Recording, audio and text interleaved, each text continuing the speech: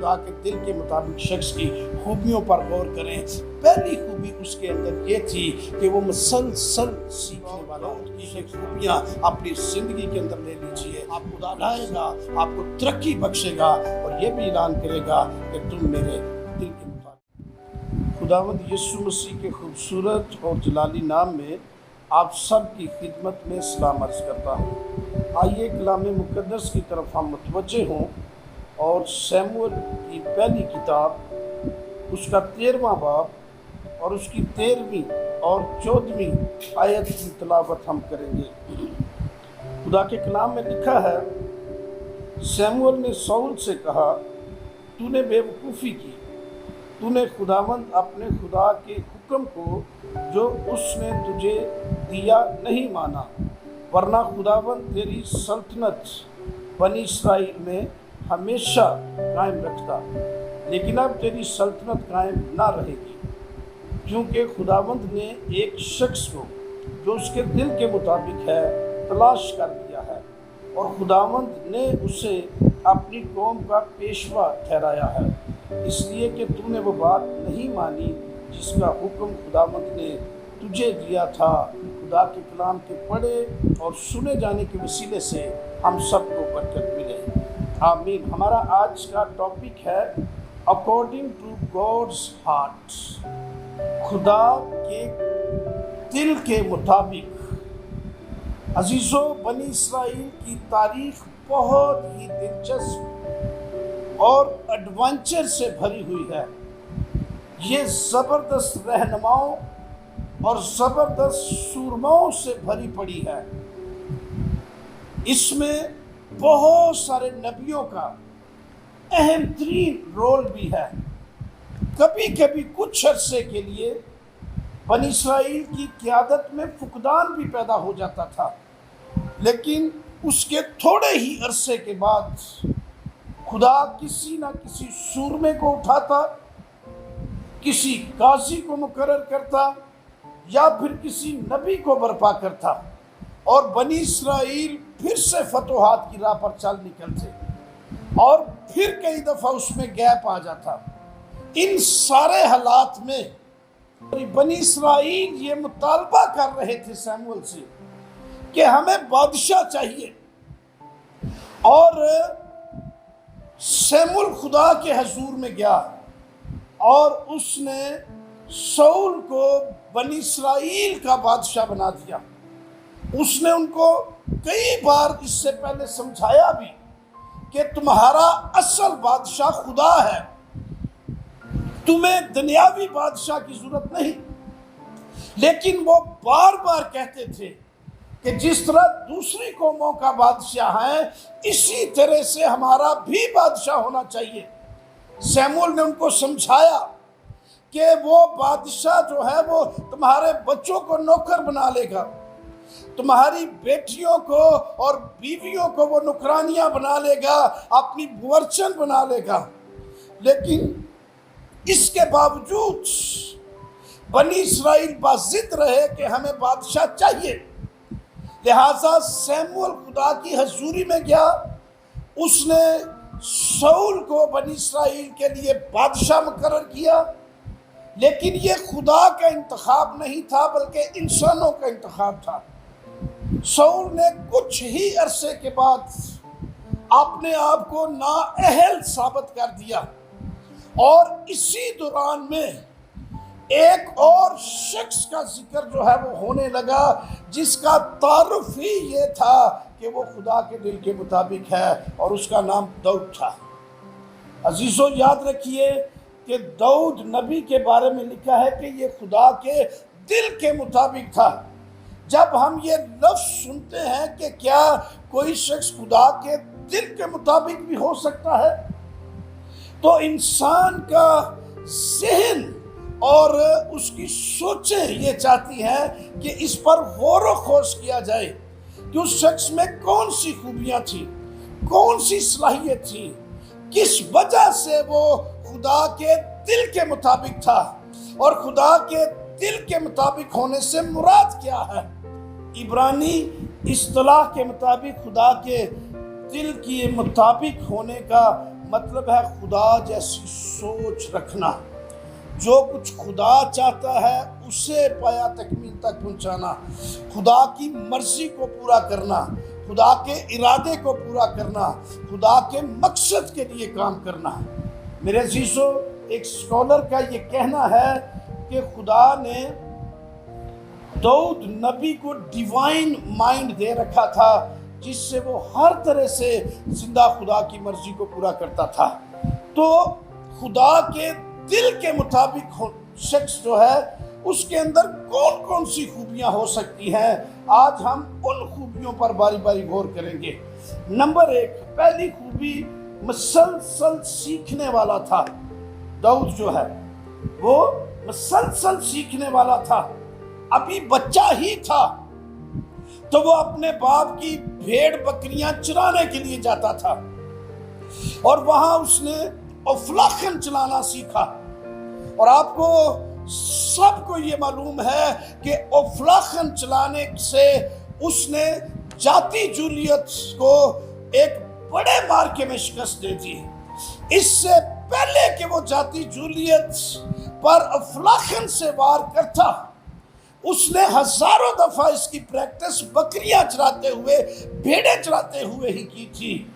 اور نہ صرف اس نے افلاخن چلانا سیکھا بلکہ اس نے بربط بجانا بھی سیکھا، اس نے شاعری بھی سیکھی، اور اس کے بے شمار زبور جو ہیں وہ بائبل کے اندر موجود ہیں، گیت گانے سیکھے، اس نے تلوار چلانا سیکھی، اس نے شیر اور ریچھ کا مقابلہ کرنا سیکھا، اور بعد ازاں خدا اسے جنگوں میں فتوحات عطا کرتا رہا۔ داؤد کے پاس صرف ایک ہنر نہیں تھا، اس کے پاس بہت سارے ہنر تھے، اور سیکھنے کا اسپیشل تجربہ ایکسپیریمنٹ اس کی زندگی کے اندر تھا۔ وہ جانوروں سے سیکھ لیتا، پرندوں سے سیکھ لیتا۔ ایک دفعہ بھیڑ بکریاں چراتے چراتے اس نے اس مکاشفے کو حاصل کر لیا کہ میں بھی زندہ خدا کی بھیڑ ہوں، اور خدا میرا چوپان ہے، اور پورا زبور لکھ دیا کہ خداوند میرا چوپان ہے، مجھے کمی نہ ہوگی۔ میرے عزیزو، یاد رکھیے کہ داؤد جو ہے لرننگ سپرٹ اپنے اندر رکھتا تھا، اور ایک سیکھنے والا شخص ہی آگے بڑھتا ہے، ترقی کرتا ہے، اور اپنی منزل کو پا لیتا ہے۔ آج ہمارے ہاں سیکھنے کا فقدان ہے، بہت سارے لوگ سیکھنا نہیں چاہتے۔ یاد رکھیے، بغیر سیکھے بڑھوتی نہیں ہے، ترقی نہیں ہے۔ اگر آپ آگے بڑھنا چاہتے ہیں تو داؤد کی طرح مسلسل سیکھنے والے ہو جائیں، خداوند آپ کو بہت بڑی بڑی فتوحات عطا کرے گا۔ دوسری جو اس کے اندر خوبی تھی وہ تھی باطنی طور پر وہ شفاف تھا۔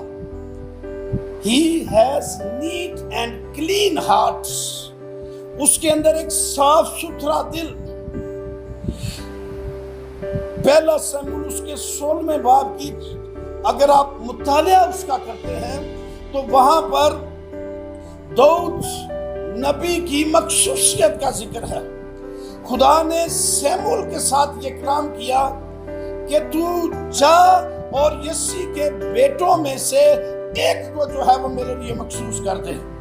اور جب سموئیل جو ہے یسی کے گھر میں گیا، اس کی 6 اور 7ویں آیت کے اندر 16ویں باب کی لکھا ہوا ہے کہ اس نے جا کر جب اسے یہ پیغام دیا تو یسی اپنے سب سے بڑے بیٹے الیاب کو لے کر آیا، اور جب سموئیل نے اس کے چہرے کو دیکھا تو وہ یہ سوچنے لگا کہ یقیناً خداوند کا منصوب اس کے آگے آگے ہے، پر خداوند نے سموئیل سے کہا کہ تو اس کے چہرے اور اس کے قد کی بلندی کو نہ دیکھ، میں نے اسے جو ہے وہ ناپسند کیا ہے، اور انسان کی مانند میں نہیں ہوں۔ انسان ظاہری صورتحال پر نظر رکھتا ہے، لیکن میں دل پر نگاہ کرتا ہوں۔ 7 بیٹے یسی کے دیگر آئے۔ میرے عزیزو، یاد رکھیے، 7 کے 7 جو بیٹے تھے ظاہری طور پر وفادار تھے،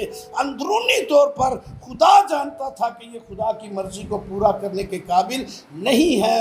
خدا نے 7 کے 7 بیٹوں کو ریجیکٹ کر دیا، اور بالآخر سموئیل نے پوچھا کہ تیرا کوئی اور بیٹا بھی ہے؟ اس نے کہا ہاں ایک ہے جو بھیڑ بکریاں چرانے کے لیے گیا ہوا ہے۔ اور سیمول نے کہا کہ اس کو بلائیں، جب تک آپ اس کو نہیں بلائیں گے میں کچھ نہیں کھاؤں گا۔ اور سیمول جیسے ہی یہ کہتا ہے، اور یسی نے اپنے 8ویں بیٹے داؤد کو بلایا، اور دور سے ہی خداوند نے دیکھا تو کہا اسے کہ اس کو مخصوص کر دے، کیونکہ یہ شخص میرے دل کے مطابق ہے۔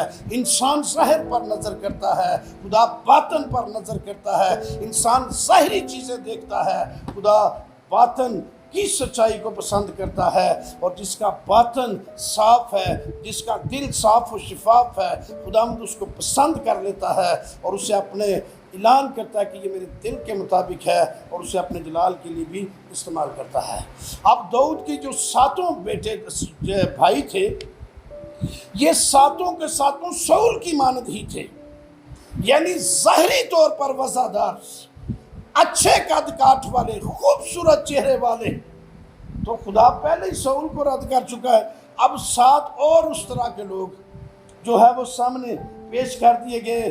خدا نے 7 کو رد کر دیا، اور جو اندر سے پاک شفاف پیور تھا خدا کے دل کے مطابق، خدا نے اسے بادشاہی دینے کا فیصلہ کر دیا۔ اب سول اور جو ہے داؤد کے اندر اگر آپ اس کا تقابل کر کے دیکھیں، ایک خدا کے عظیم خادم ڈیوڈ گوزک اس کا تقابل پیش کرتے ہیں کہ سول انسان کے دل کے موافق تھا۔ بنی اسرائیل کے سامنے جب پیش کیا تو انہوں نے بڑا پسند کیا، انہوں نے کہا یہ بادشاہ میں منظور ہے۔ سول انسان کے دل کے موافق تھا، جبکہ داؤد خدا کے دل کے موافق تھا۔ سول کو انسانوں نے بادشاہ بنایا، اور داؤد کو زندہ خدا نے بادشاہ بنایا۔ سول اپنی مرضی کرنے والا تھا، جبکہ داؤد زندہ خدا کی مرضی کو پورا کرنے والا تھا۔ سول کی بادشاہی گناہ کی وجہ سے جو ہے وہ چلی گئی، لیکن داؤد نے گناہ بھی کیا تو اس کی بادشاہی اس لیے نہیں گئی کہ وہ کنفس کرنے والا تھا، معافی مانگنے والا تھا، خدا کے حضور میں خاکسار ہو جانے والا تھا۔ میرے عزیزو یاد رکھیے کہ سول اپنے آپ کو بادشاہ مانتا تھا، اور اسے ماننا بھی چاہیے کیونکہ وہ اسرائیل کا بادشاہ تھا، لیکن داؤد اپنی زندگی کا بادشاہ زندہ خدا کو مانتا تھا۔ میرے عزیز یاد رکھیے کہ سول اور داؤد دونوں ہی جنگ سے پہلے قربانی کے قائل تھے، قربانی کو ضروری سمجھتے تھے، لیکن دونوں کی قربانی دینے کی سوچ میں فرق تھا۔ سول جو ہے وہ اس لیے جنگ سے پہلے قربانی کرنا چاہتا تھا کہ خدا جنگ جیتنے میں میری مدد کرے گا، لیکن داؤد اس لیے قربانی کرنا چاہتا تھا کہ میرے زندہ خدا کو عزت اور جلال ملے گی، وہ خدا کے جلال کے لیے کرنا چاہتا تھا۔ سول سمجھتا تھا کہ خدا مقصد حاصل کرنے میں میری مدد کرے گا، لیکن داؤد اپنا مقصد ہی زندہ خدا کو سمجھتا تھا۔ تو میرے عزیزو یاد رکھیے کہ ظاہر اور باطن میں فرق ہے۔ خدا باطن پر نگاہ کرتا ہے۔ اگر آپ چاہتے ہیں کہ آپ بھی خدا کے دل کے مطابق ہوں تو اپنے باطن کو داؤد کی طرح صاف و شفاف بنا لیجئے، خدا آپ کو اپنے دل کے مطابق بنا لے گا۔ تیسری بات، داؤد خدا کی غیرت رکھنے والا شخص تھا، اور پہلا سموئیل اس کے 17 باب کی 26ویں آیت جب ہم پڑھتے ہیں تو وہاں پر فلسطینیوں اور اسرائیلیوں کی ایک جنگ کا ذکر ہے۔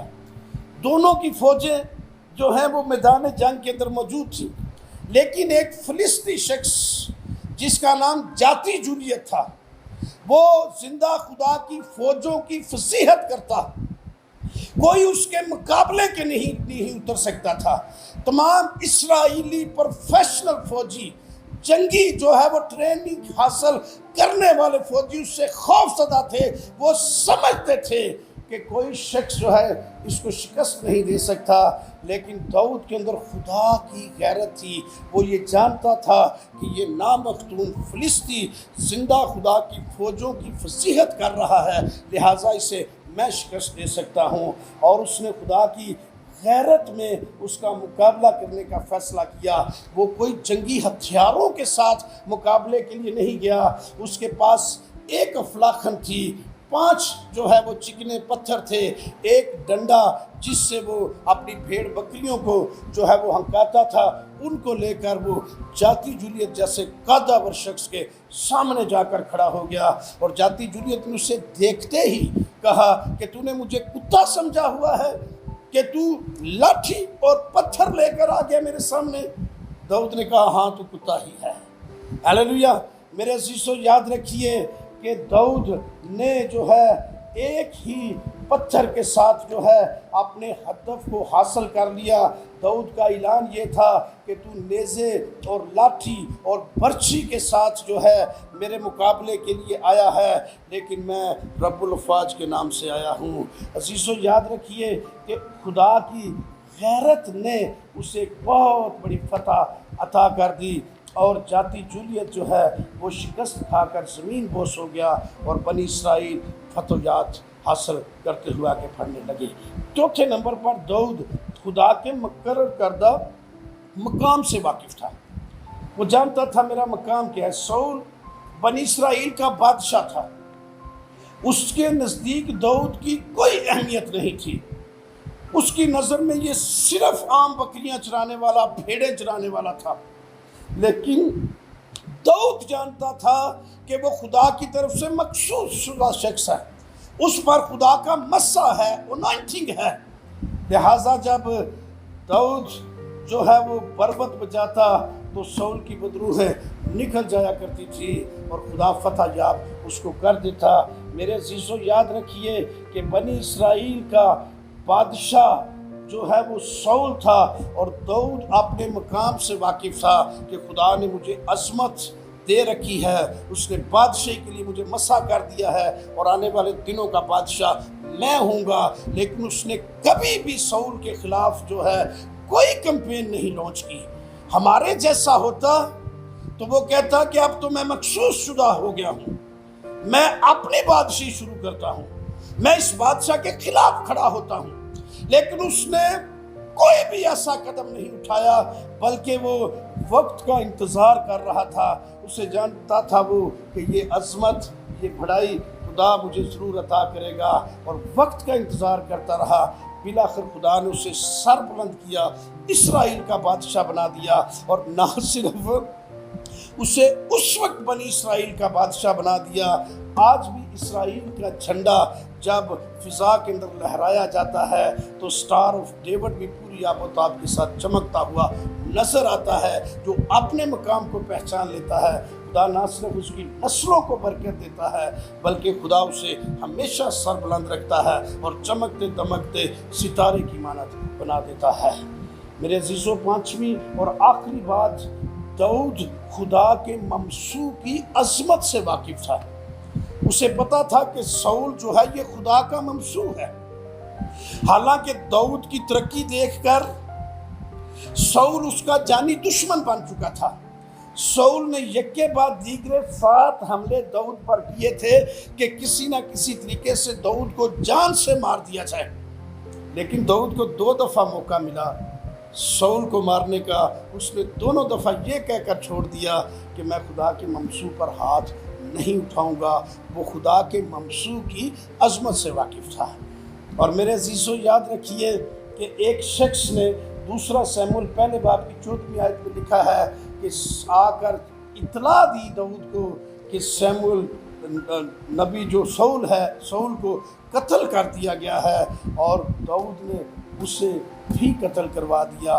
قتل کروانے سے پہلے داؤد کے الفاظ یہ تھے کہ تجھے خدا کے ممسوح پر ہاتھ اٹھاتے ہوئے ذرا خیال نہیں آیا۔ یاد رکھیے کہ خدا کے ممسوح کی وہ قدر کرنے والا تھا، اپنے وقت کا انتظار کر رہا تھا، اور جو شخص خدا کے ممسوح کی قدر کرتا ہے اور اپنے وقت پر سرفرازی کی طرف بڑھتا ہے، خدا اس کی نسلوں پر تاج جو ہے وہ رکھ دیتا ہے۔ داؤد کے نسل در نسل اس کی پشت پر جو ہے وہ نسل در نسل تاج کا اختیار تھا، اور کلام میں لکھا ہوا ہے کہ داؤد کے تخت پر بیٹھنے والے کی کمی نہیں ہوگی۔ یکے بعد دیگرے اس کے جو ہے وہ نسب نامے میں سے बादशाह पैदा होते रहे और बनी इसराइल पर सल्तनत करते रहे, और बिलाखिर यहूदा के कबीले का बब्बर दाऊद का जो है नस्ब नस्ब से यस्सु नासरी भी पैदा हुआ, और वो सारी दुनिया का आलमगीर बादशाह है। याद रखिए कि जो अपने वक्त का इंतज़ार करता है, खुदा के मंसूर की कदर करता है, जो सीखने की रूह रखता है, खुदा उसे ज़रूर सरबुलंद करता है, उसे इज़्ज़त बख्शता है, रूहानी तौर पर मजबूत करता है, और उसकी नस्लों पर भी खुदा की ब्लेसिंग हमेशा कायम रहती है। आओ हम खुदा के दिल के मुताबिक शख्स की खूबियों पर गौर करें।